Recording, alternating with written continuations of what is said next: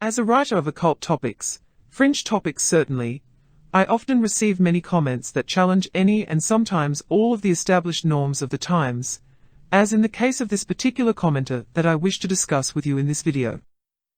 It is the case that I can make some bold claims at times, and justly so many of my commenters hold me to diligent account for what I have said by asking rigorous and precise questions as to what I mean, what these techniques entail, and how it is that they can particularly benefit from them as individuals.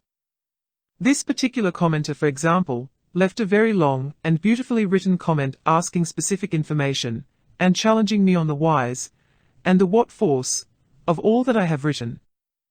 While this comment was a delight to read, in some ways it was also rather sad, in that there was this underlying theme that the world is not a very good place, and that all existence was really suffering which only benefited those in power, whether they be human or otherwise. An important theme in this comment was the idea that this world was, in the commenter's opinion, evil, in that it was seemingly designed to cause fear, pain, and suffering. And that all of this evil seemed to have forethought, that this world was therefore designed to be this way. Further, this commenter called me out personally by saying that if my supposed answers to these questions were in any way real and applicable, then I would simply not exist, since the designers of this world, the ruling elite who feed on this negativity in one way or another, would have removed me from public life. At the very least, this commenter notes, if I would have the answers then I would be rich, and I would just not need to bother with being a writer, or a speaker, as I call my calling. And the final proof then as to the fact that this chaos of a world had no answer was the fact that it was still here, that it still existed, that in essence while change might be seen on a purely surface level, no real change has ever happened at all, that it was and it will always be a cruel world full of slaves that live lives of quiet desperation, for the most part.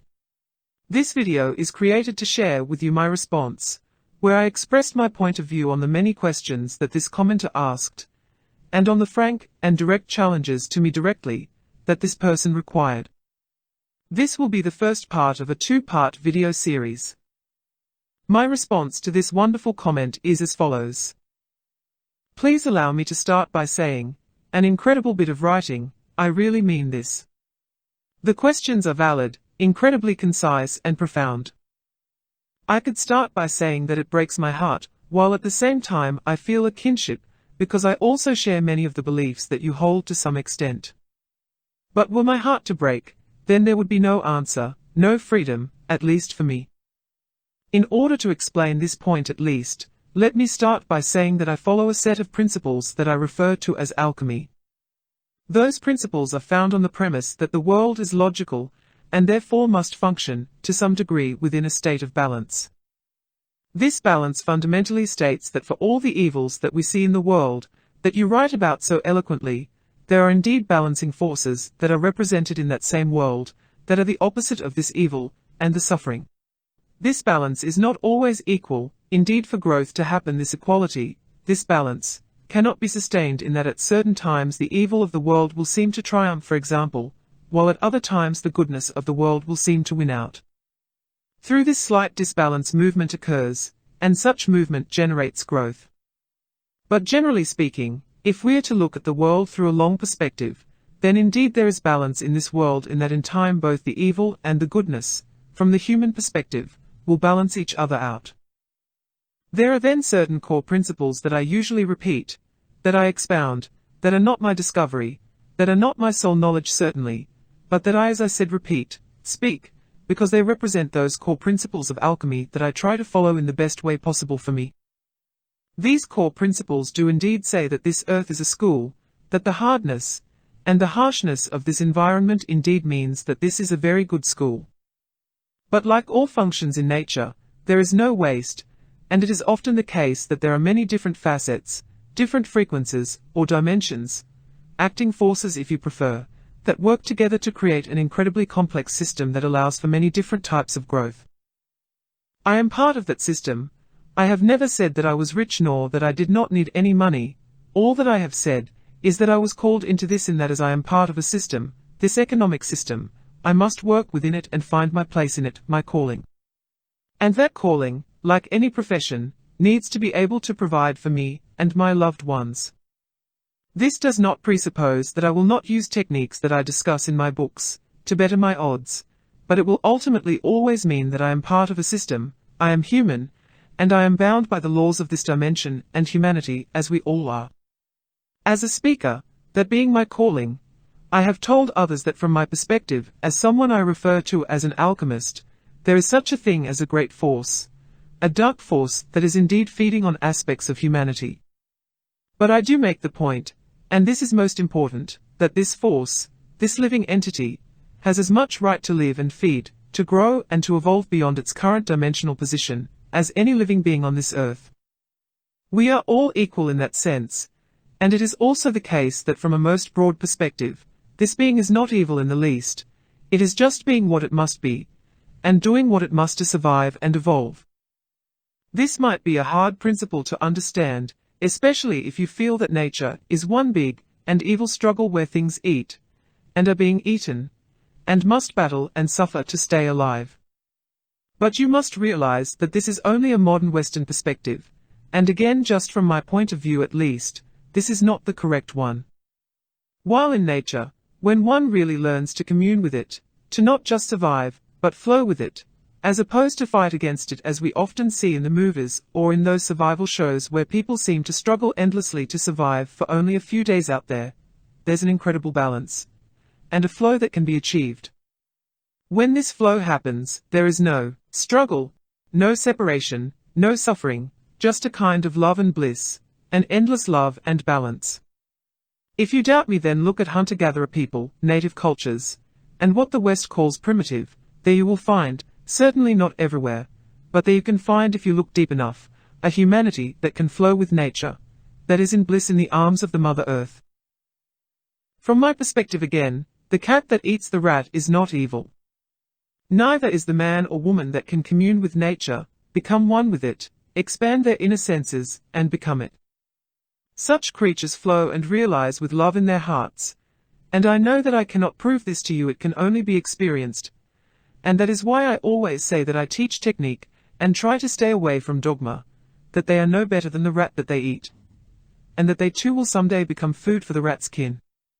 All are equal, all are in love, all is one, and it flows in an interweaving of consciousness, and expansion of essence.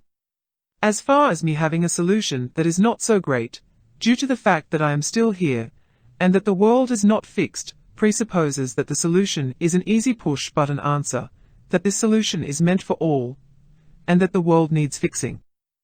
It is the case that I have always made it a priority to try to write about things that I have done, that is never write about anything that I have not done. But, with the publishing of this trilogy of books, I have had to push myself beyond my comfort zone, I must admit, and write about things that I am still working on myself. I must project and see, using those internal senses that I referred to earlier, and project beyond where I am in order to give a more concise and cohesive picture of where all those that stumble across my words must go, need to go, if they are internally inspired to move in that direction. As such, there are techniques that I still struggle with, and I, for example, am working past those rooms that I talk about in my latest book, The Way of the Projectionist. I am still a work in progress, to be sure.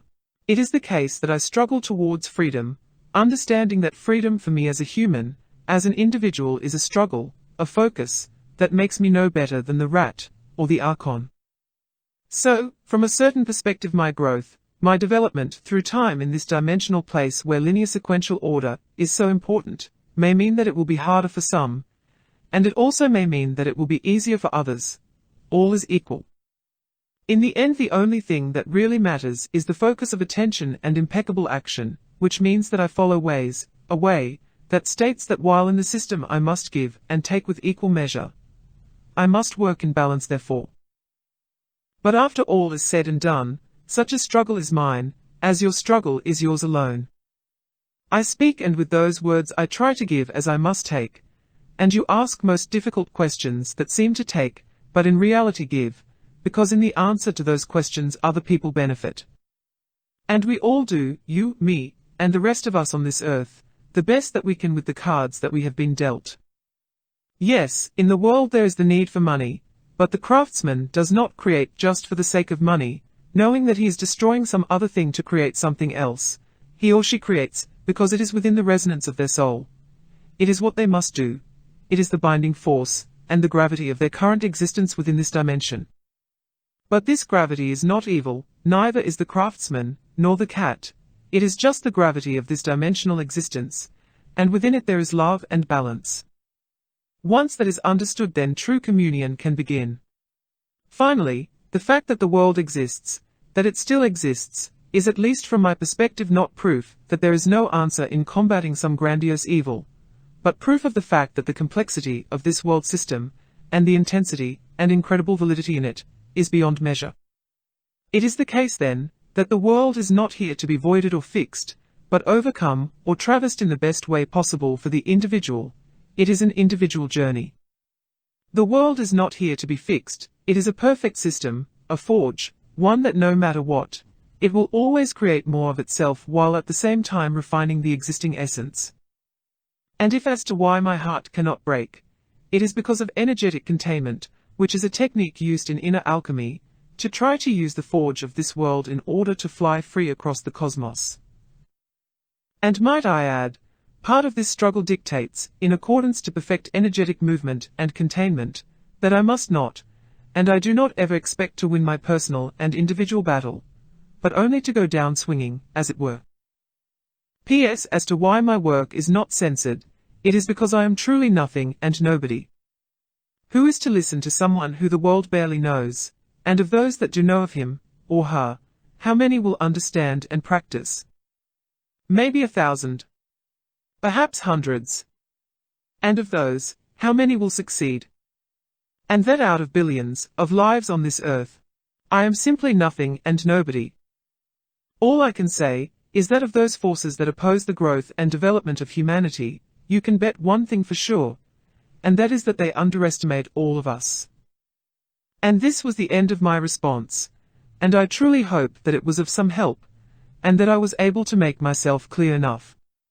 This commenter though did have more to ask, which I did respond to, and which is the second part of this two-part video segment.